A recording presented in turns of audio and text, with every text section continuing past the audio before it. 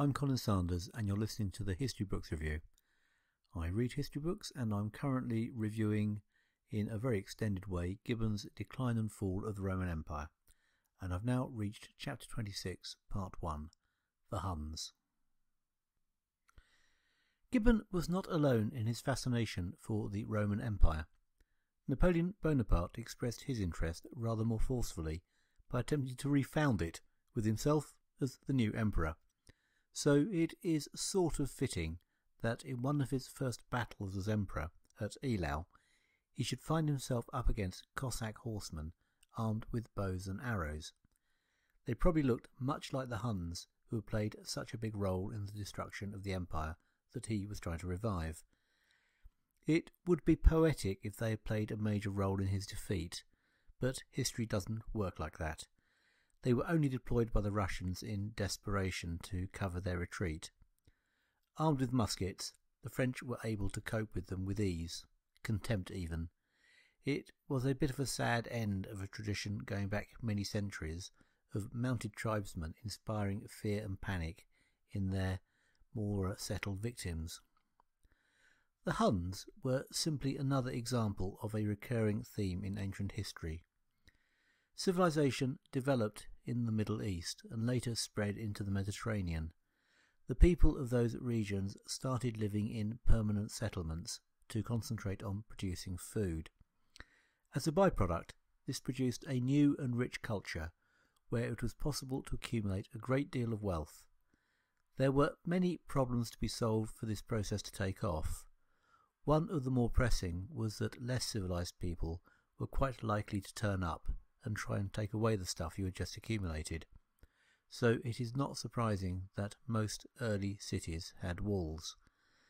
The most troublesome group of freebooters were the tribes of nomads living on the steppes of Russia, an area of grassland stretching some 5,000 miles, from the forests of Poland in the west to the borders of China in the east.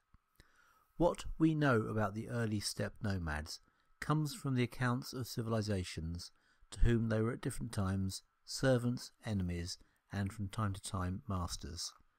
There was in fact almost a predictable cycle to the relationship.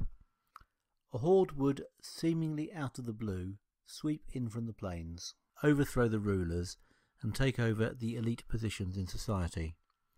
The farmers on the land were generally left to get on with their lives. The comfortable life of the settled soon seduced the once fearsome warriors, and 2 or 3 generations later they themselves are overthrown by new invaders. So the invaders often had a big impact on the headlines of history, the battles, the rise of fallen dynasties and so on, but they rarely made much difference to the long-term trends of what was happening in the societies that they invaded. Here's a good example.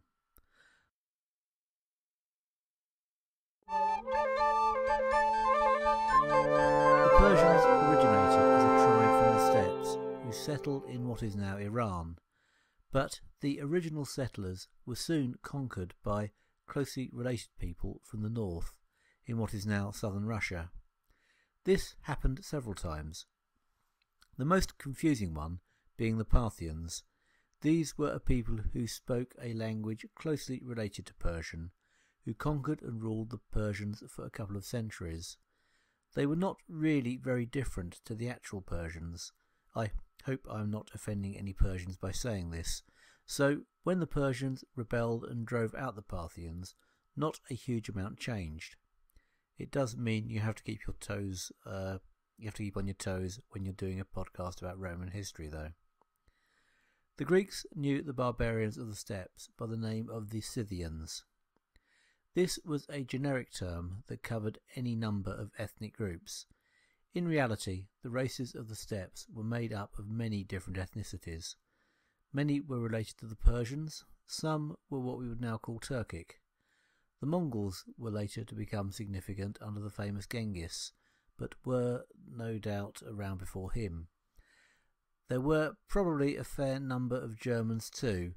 Even today there still exist tribes of nomadic horsemen that talk Turkic languages, but which are characterised by blonde hair and blue eyes, and who would not look out of place in Oslo. It was very much the lifestyle, rather than the genes, that defined the steppe horsemen. They lived a pastoral life, supported by some hunting and gathering, but largely relying on their flocks of goats, sheep and cattle. Their diet was largely carnivorous, in marked contrast to the grain-fed farmers of the settled cultures. There was nothing to stop them moving freely across the plains at will. Indeed, they would have to move in search of fresh pastures. This mobility limited the complexity of their society. The tribe was very much like a large extended family. The leader was a patriarch, whose authority rested both on his descent from the original founder of the tribe and his own skills in fighting and horsemanship. But his power was very much informal and restrained by custom and the practical fact that every man was to some extent a warrior and able to stand up for himself. The tribe all claimed some share in the blood of the founder, so everybody expected and received a level of respect. The tribal lifestyle bred men of strength, character and independence. They learned to ride from an early age and became highly skilled horsemen. They could kill wild animals, often by shooting them straight from the saddle. They were adept at travelling great distances without any food if necessary, but often packing a kind of cheese that they made and carried in cows' stomachs. The Mongols later were reported to tap into their horses to drink their blood as a stopgap source of protein. This may well have been practised much earlier. It doesn't require much imagination, though it does need a strong stomach. One of the consequences of having an unsettled life and no fixed place to live was that they were somewhat limited in the technology they could develop. But they weren't unable to innovate. They learnt how to ferment mare's milk into a potent alcoholic beverage, and that cheese required some skill to make. The Huns themselves were probably responsible for the invention of the Hun bow, of which more later. This nomadic lifestyle predated civilization by millennia, and there are still some small populations who live that way today, though the numbers involved are now tiny. In Gibbon's time, there were still large tracts of Russia and Siberia inhabited by the exact same tribesmen, living exactly the way that their ancestors had done. He referred to them as Tartars. He drew on what he knew about the Tartars to illustrate what he assumed, quite reasonably, to be universal truths about pastoral nomads. The interesting thing is what he reveals about what he doesn't know, which is the geography of the northern part of Siberia. It is instructive to remember that even at this time, large parts of the map of the globe were still blank. Gibbon probably knew as little about what was going on in that region in his own time as the Romans did in theirs. The big disadvantage of the nomadic life is that you spend all your time looking for food and can't spend much time creating luxuries and high-quality goods. But given that you can acquire these things from the civilized, it isn't all bad. There were a number of strategies open to you as a skilled horseman. You could simply hire out your muscles, or, if you're in the mood, you can get together with some fellow nomads and take the things you desire by force. If you are really sophisticated about it and have enough warriors to present a credible threat, you can even simply menace the townsfolk and oblige them to give you money to go away. This is the most cost-effective use of your time, but it does take a bit of doing. Civilizations have more or less the opposite problems. The bulk of their population have to spend their time producing food, but there is enough spare to have some people who specialize in fighting. And in fact, no civilization would have lasted long in the ancient world without soldiers to defend it. The soldiers and the civilians lived in a sort of symbiotic relationship. The history books talk about people like Alexander the Great and Julius Caesar, who spent a lot of time away from home conquering other places, but these were actually quite rare behaviours in the ancient world. Generally, armies were located at home, looking after their food supply, and foreign conquests were not really on the agenda. Only a handful of states ever even attempted a wide-scale campaign of conquest. And even fewer of them created entities that lasted more than a couple of generations. The nomads didn't have the same constraints and could therefore appear at any time in just about any numbers without warning. This possibility had to be considered carefully by the military planners of China, Persia and Rome. It isn't too surprising to see both the Romans and the Chinese coming up with extensive walls as a solution to the problem.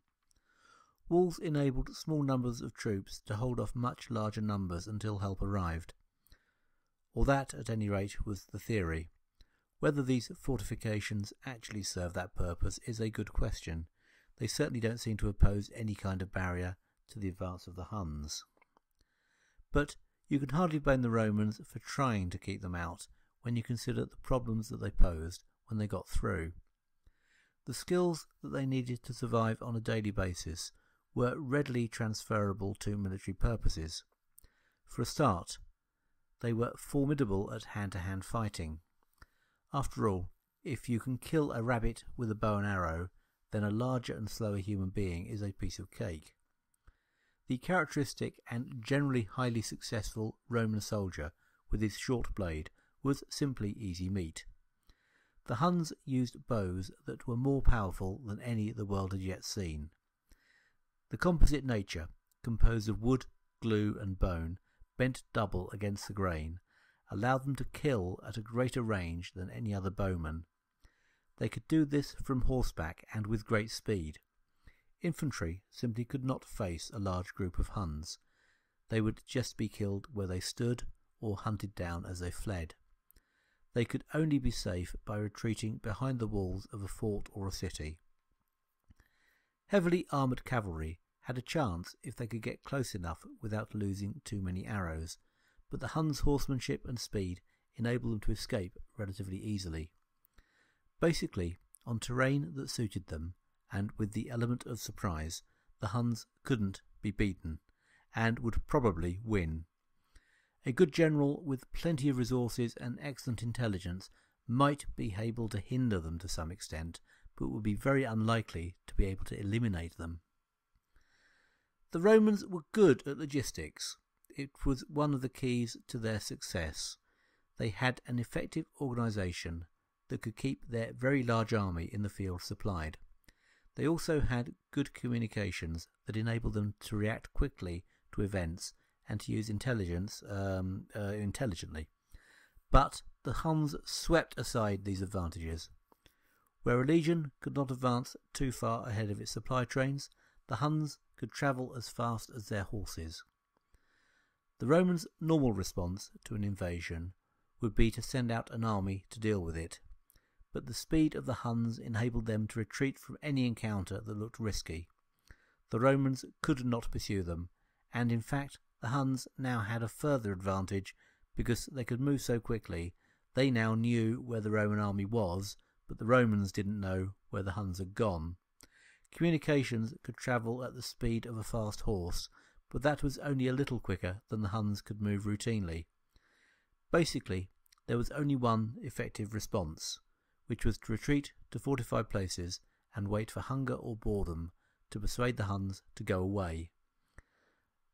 The Huns were not good against walls, but even though they were not equipped for sieges, there was nothing to stop them hiring specialists to do the work for them. Walls only buy time. They can't stop a determined enemy. There was one and only one effective counter to an enemy like the Huns. Their strength was entirely dependent on their unity. A wily emperor could deploy the wealth and prestige of the empire to sow dissension in the camp of the enemy. It required skill and leadership, but it could be done. Most of this picture would be well known enough to the inhabitants of the empire, who were only too aware that just over the borders were hordes, literally, of barbarians, both willing and able to sweep in at any time and wipe out everything in their path. It is always worth keeping this in mind when reading about the brutality of Roman life. With that threat hanging over you, you tolerate and even approve a lot of harsh behaviour from the men at the top. The trouble was that although the men in charge in the late Empire might be ruthless and brutal, that didn't guarantee that they would have the more subtle skills. In fact, this seems to have been something that they lost grip on towards the end of the Western Empire. The inhabitants of the empire in the late 4th century were fearful of a calamity. Valens hardly inspired confidence as a military leader. Valentinian at least had skills as a soldier, but was beset by attacks on all sides, on the Danube and the Rhine, in Britain and in Africa. But he never showed much subtlety. To make things even more disquieting, a huge earthquake followed by a tsunami caused huge devastation across huge swathes of the Mediterranean. Alexandria lost 50,000 souls. Boats were washed ashore far inland. It looked very much like God was expressing his displeasure in some way. But if that was bad, the possibility of the very empire itself being swept away by a new tribe of barbarians, different and more deadly than any that had ever been seen before, was soon to show that none of God's acts could match for terror those of men on horses.